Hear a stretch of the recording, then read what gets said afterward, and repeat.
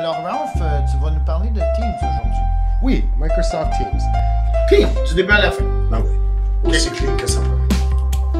Okay. Tada! Voilà notre surprise aujourd'hui. Utile, mais dangereux. Oui, très dangereuse. Mesdames et messieurs, 90 secondes. Vincent, je te félicite. Merci, au plaisir. On commence, OK? 3.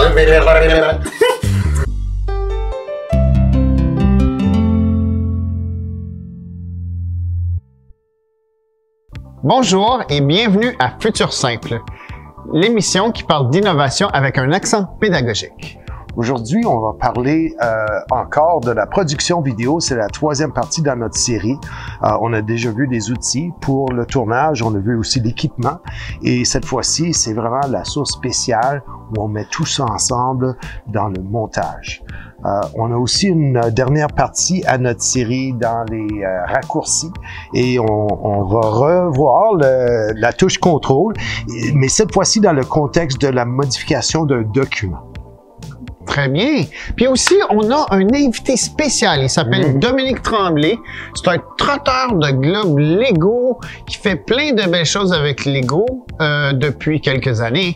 Et il va nous parler de Lego Spike Prime, qui est la nouvelle plateforme qui sort au mois de janvier. Oh, j'ai bien hâte.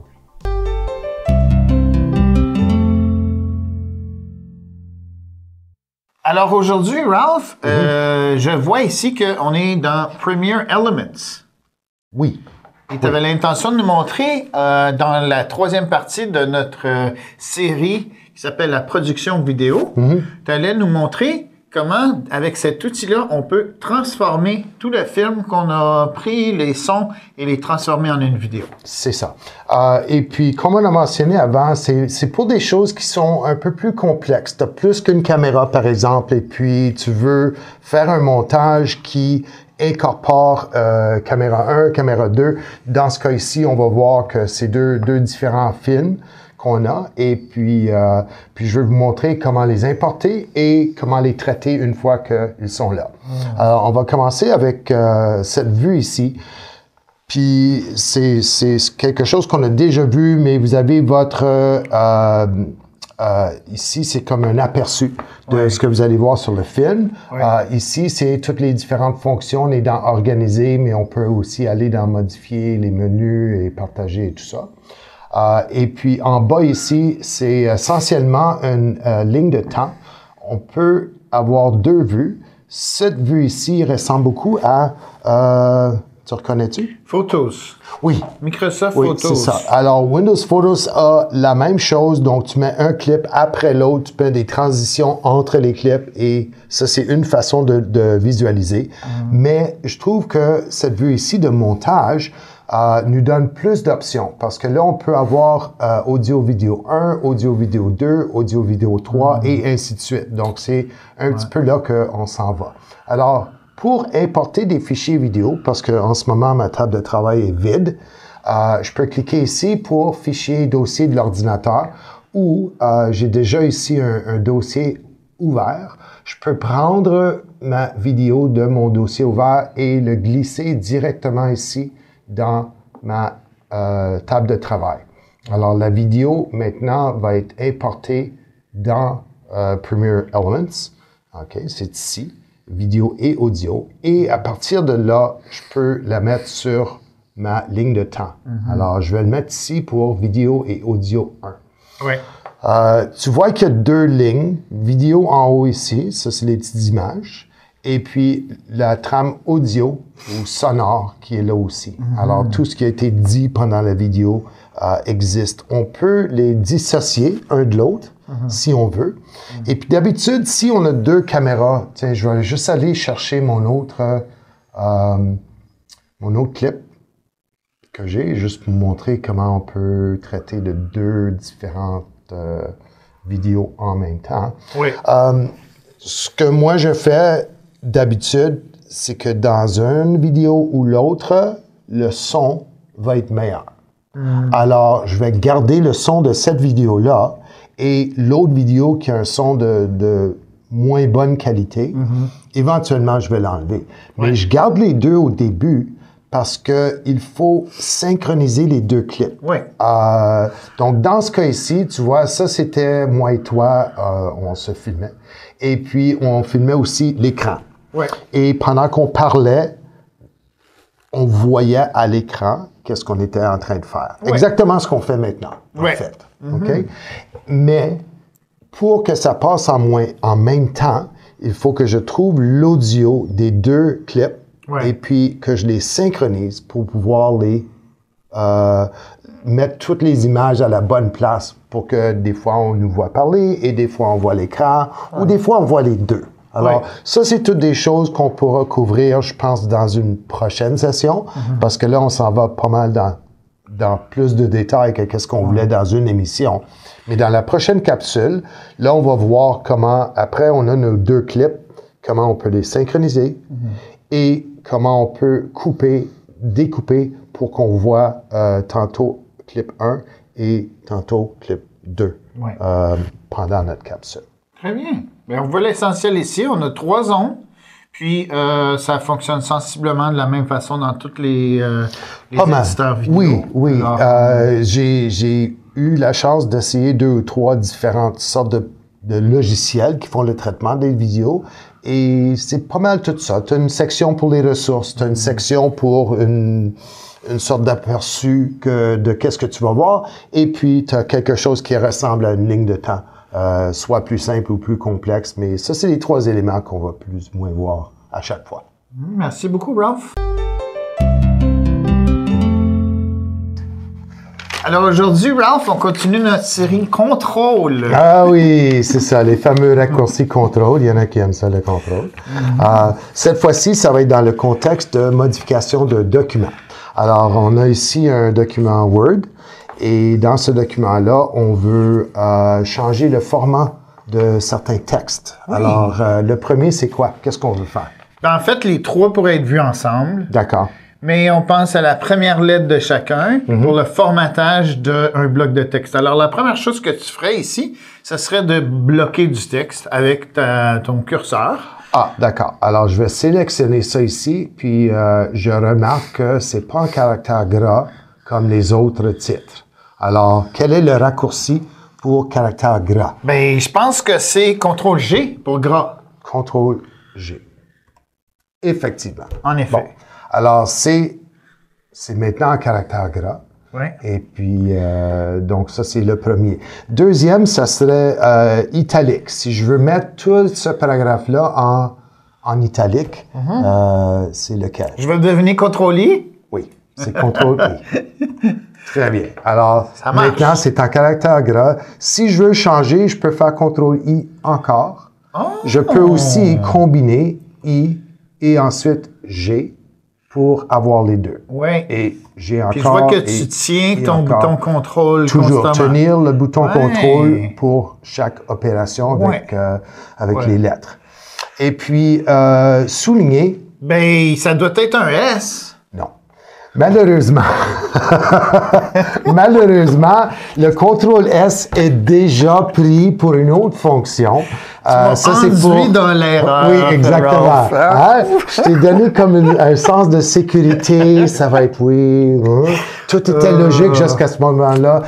CTRL S, c'est sauvegarder. Je suis vraiment tombé dans le piège. Donc, CTRL S, si je le fais à n'importe quel moment, il fait un sauvegarde de mon document. Ça, c'est pratique parce que on oublie des fois de faire des sauvegardes. Oui. Et puis, si on doit aller avec la souris, puis aller en haut ici, et faire fichier, enregistrer, bon, on le fera moins souvent. Oui. Si on peut faire CTRL-S. Mais ça soulève le point, bon, souligner, c'est quoi? En fait, compte, c'est U.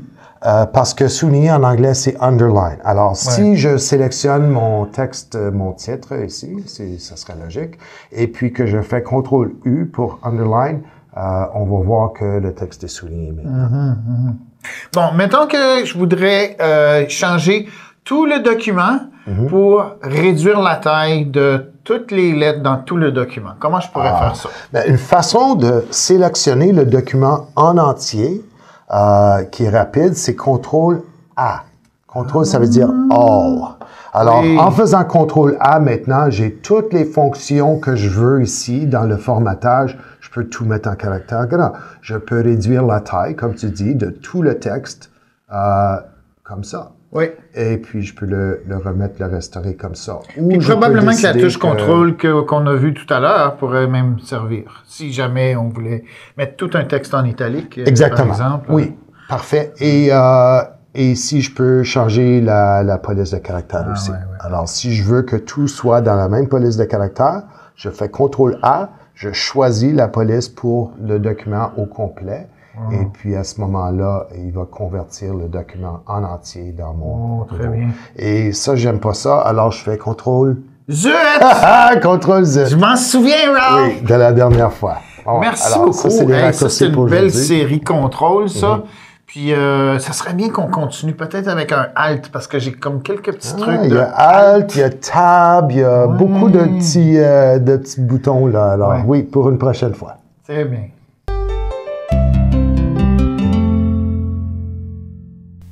Alors, on est avec Dominique P. Tremblay, qui va nous montrer la nouvelle plateforme Lego Spike Prime. Bonjour Yann, ça va bien? Oui, ça va. Ben oui, j'ai bien hâte de te montrer la nouvelle trousse Spike Prime. On l'a ici. Trousse qui va sortir en janvier 2020. Oui.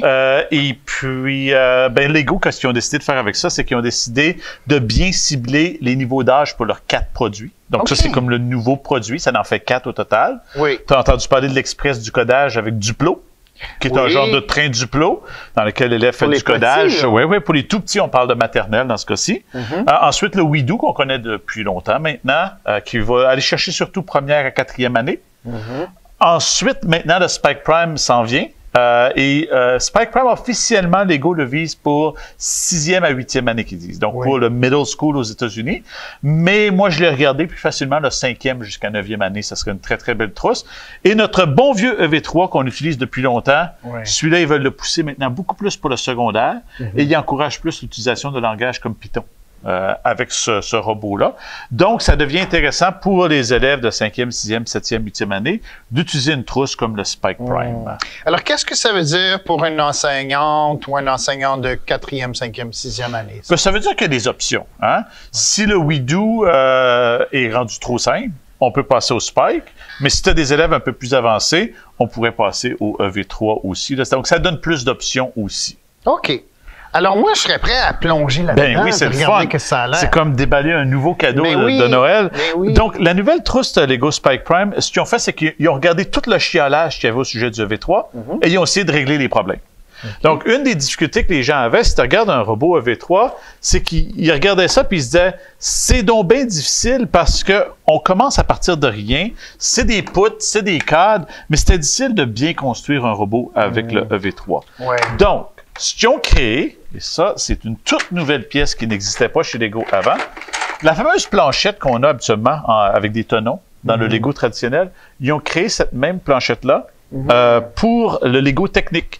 Donc maintenant, avec ces planchettes-là, ça nous permet d'utiliser les clavettes et d'attacher des poutres là, et toutes sortes de choses. Donc c'est plus facile parce que tu commences pas avec rien, tu commences avec une structure. Puis quand tu dis technique, pour ceux qui s'y connaissent un peu moins en Lego, est-ce que c'est comme la plateforme plus moderne? Ben non, technique, c'est une plateforme plus scientifique. Hein? Donc ça, c'est le Lego traditionnel où tu as des tonneaux que tu attaches, comme on a toujours fait. Le Lego technique, ça fait quand même longtemps que ça existe, mais ça utilise là, les fameuses poutres, comme ça ici, et des clavettes. Donc, ça permet de construire des choses comme des structures. Le EV3 est à 100% en Lego technique. Mais il y avait de la difficulté parce que les enfants ne sont pas nécessairement habitués. Une des choses qu'on avait avec le Lego EV3, c'est les cadres. Mais ils ne nous en fournissaient pas beaucoup. On en avait 3, là, tu sais. On commençait à manquer de cadres. C'est pratique pour faire des belles structures, les cadres. Donc, si tu regardes ici dans la trousse, là, on a beaucoup de cadres de différentes tailles. Tu sais, regarde, ça ressemble à ça ici. Qui nous permettent, quand on est en train de faire notre structure, tu sais, ça nous donne des choses sur lesquelles bâtir notre structure, c'est beaucoup plus simple là, pour commencer. Fait qu'ils ont essayé de faciliter l'aspect construction. Et une des pièces, je pense, qui est la meilleure, je ne sais pas si anciennement tu as essayé avec le V3 de construire des coins, des choses comme ça avec ces pièces-là. À un moment donné, tu as toujours un trou qui te manque. Tu dis, j'aimerais donc ça d'en avoir un sur cet angle-là. Donc, ils nous ont fourni le fameux biscuit. Regarde ça, le biscuit. Je vais en montrer un ici à la caméra. Donc, si tu regardes le biscuit, là, ça a des trous tout le tour. Ça te donne beaucoup de connecteurs pour attacher les différentes pièces. Donc, ça, c'est une nouvelle pièce, puis je trouve que ça, c'est une belle amélioration pour la construction. Très bien. Évidemment, on parlait tantôt de différence entre Lego traditionnel et Lego technique. Je t'invite à regarder cette pièce-là ici. Quelle différence tu vois avec un Lego traditionnel et cette pièce-là? Bien, on voit les trous à l'intérieur pour qu'on puisse mettre mais c'est quelque chose qui va barrer à l'intérieur. Oui, ça te permet de venir chercher des essieux de Lego et de bâtir une structure en Lego technique, mais à partir de Lego traditionnel. Fait que ça te permet de faire la jonction. Fait qu'un élève pourrait construire une partie en Lego traditionnel s'il veut. On regarde-tu un petit peu l'électronique aussi? Oui, comme c'est toujours intéressant. Mais c'est sûr que comme on n'a pas examiné les moteurs, c'est ça, fait qu'on va le regarder. La brique aussi, je suppose qu'il y a une brique. Oui, la brique est ici, regarde, c'est ça ici. C'est cute, hein? Oui. Et la brique, si je la démarre, tu vas voir que c'est très rapide au démarrage à comparer à la brique V3. Donc, ça ressemble à ça. Et à quoi ça te fait penser, l'écran qu'on a ici? Ben, c'est plus comme un LED, finalement. Oui, c'est un peu comme nos microbits, là, où on a juste quelques pixels. Donc, c'est un écran qui est un peu différent, mais très, très simple. Tu peux te mettre plusieurs programmes qui vont s'appeler de 0 jusqu'à 9. Et quand tu veux démarrer un programme, tu fais juste appuyer sur le bouton. Et tu remarquais tout à l'heure les ports aussi, hein? Oui. Qu'est-ce que tu as remarqué au sujet des ports? Ben, premièrement, il y en a 6. Il y en a 6, oui. Puis, d'habitude, moi, je cherche toujours dans les Lego les lettres ou les numéros. Oui, donc on est habitué avec ABCD 1, 2, 3, 4. 1, 2, 3, 4 étant nos capteurs, ABCD étant nos moteurs. Dans ce cas-ci, tu as ABCDEF. Ça ne dérange pas si c'est un moteur ou un capteur. Il va automatiquement s'ajuster pour le mettre en mode entrée ou le mettre en mode sortie. Donc, ça vient nous offrir quelque chose d'intéressant. Il y en a qui disent, tu perds 2 parts, mais les parts sont plus flexibles. Et à l'intérieur, tu as un gyroscope 3 axes. Donc, l'avantage de ça, c'est que tu ne prends pas un port pour ton gyroscope. Et le gyroscope était juste un axe avec notre bon vieux EV3. Donc, ça vient ajouter des choses intéressantes. Les moteurs, maintenant. Si je te montre ça ici, qu'est-ce que tu remarques au sujet du moteur? Bien, ici, il y a comme un 0. Oui, il y a comme un petit 0. Je vais le montrer à nos auditeurs ici. Regardez, ça, c'est nos moteurs. Et c'est ce que Yann remarquait ici. Et si vous voyez dessus, il y a un petit endroit là, avec une petite ligne. Ça, c'est pour remettre à 0, justement. Donc, si tu veux que, par exemple, ton bras revienne à la position initiale, anciennement, il fallait s'installer un capteur tactile qui allait déterminer quand est-ce qu'elle est enfoncée et on remettait ça à 0. Tandis qu'ici, tu as un retour à 0. Donc, c'est bien pratique. Manuel. Oui, bien manuel. En fait, dans ton programme, tu peux dire reviens à mon 0. Donc, c'est bien pratique, cette petite chose-là. Et aussi, au niveau des capteurs, regarde, je ne sais pas si tu remarques quelque chose ici au niveau du fil. Je vais le montrer aux gens ici à l'écran. Bien, ça a l'air d'être vraiment utile pour la construction parce que apparemment, tu peux cacher tes fils. Oui, tu peux vraiment cacher tes fils. Et disons que tu as une planchette comme ça ici. Le capteur, il peut aller vraiment coller sur la planchette parce qu'ils ont mis comme une petite encavure dans laquelle le fil peut passer. Ce qui n'était pas le cas avec nos espèces de V3 où les fils étaient quand même très encombrants. Et au niveau de la prise, est-ce que tu remarques quelque chose au niveau de notre prise? Ça ressemble à quoi? Bien, il me semble que ça ressemble aux prises d'un WeDo, ça. Totalement. Donc, que ce soit avec Lego Boost, Lego WeDo, Lego Power Up et maintenant Lego Spike, c'est le type de branchement qu'ils ont décidé d'utiliser. Ça veut-tu dire que je peux prendre des pièces d'un Lego WeDo et les mettre ici? Les hackers sont en train d'essayer de le faire. Donc, ceci dit, je voudrais te montrer maintenant la différence entre le capteur tactile, notre ancien capteur tactile de Lego V3 et le nouveau. Donc, je t'invite à jouer avec, me dire qu'est-ce que tu remarques comme différence. Alors, bien, celui-là, finalement, on peut allumer et éteindre. Puis celui-ci, on dirait qu'il y a comme un genre de ressort à l'intérieur. Il y a un ressort. Donc, ça te permet d'aller chercher quelque chose qui se mesure en Newton. Est-ce que tu sais c'est quoi? Bien, c'est-tu la pression? C'est la force, oui, justement. C'est ça. Fait qu'au lieu d'être juste on-off, Oui. Celui-là, tu peux l'utiliser, dire, ah, OK, je pèse à 5, 10, 15, ben, pas 15, de 0 à 10 newtons. Oui. Fait que dans un combat de sumo, par exemple, tu peux savoir à quel point... C'est exprimé en newtons. C'est exprimé en newtons, c'est exactement ça. Notre capteur couleur, on va le trouver à quelque part. Notre capteur couleur assez traditionnel. Et notre capteur à ultrasons. Et je sais pas si tu vois les petites vis ici. Lego encourage les gens à ouvrir leur capteur et il va avoir des petites broches comme dans un Arduino. Ah oui. Donc, ça te permet de brancher n'importe quel autre capteur. Donc, ça te permet de hacker un petit peu. C'est ça, ouais. Alors, il nous encourage à ouvrir le Lego. Oui, c'est ça. Tandis qu'anciennement, vraiment, tu pouvais vraiment le détruire. C'est ça. Je veux juste montrer aussi la différence entre les roues. Ça, c'est la roue de EV3 traditionnelle. Ouais. Ça, c'est la roue du nouveau Spike Prime. Je sais pas si tu remarques, il y a beaucoup moins de jeux. Fait que ça rend les déplacements beaucoup plus précis. OK. Et finalement, pour terminer, tes fils, tu as des attache-fils qui permettent d'attacher. Parce que, tu sais, dans le robot, là, les fils dans le V3 sont très encombrants. Oui. Fait que ça te permet non seulement des attacher, mais aussi de mettre des codes de couleur. Fait que, vraiment, en gros, c'est ce qu'on a de nouveau dans cette trousse-là. Mais c'est superbe. Puis, je me demande si, là, on n'a pas eu le temps d'examiner toute la programmation, le côté de la programmation, mais je comprends que ça aussi, c'est différent. Oui. Alors, peut-être qu'une prochaine épisode, tu pourrais peut-être revenir pour nous? Bien, certain. Excellent. Parler de programmation, parler de pédagogie. OK. Bien, ça serait super de te revoir. Puis, merci beaucoup pour cette belle orientation sur la trousse Lego Spike Prime. Ça me fait plaisir.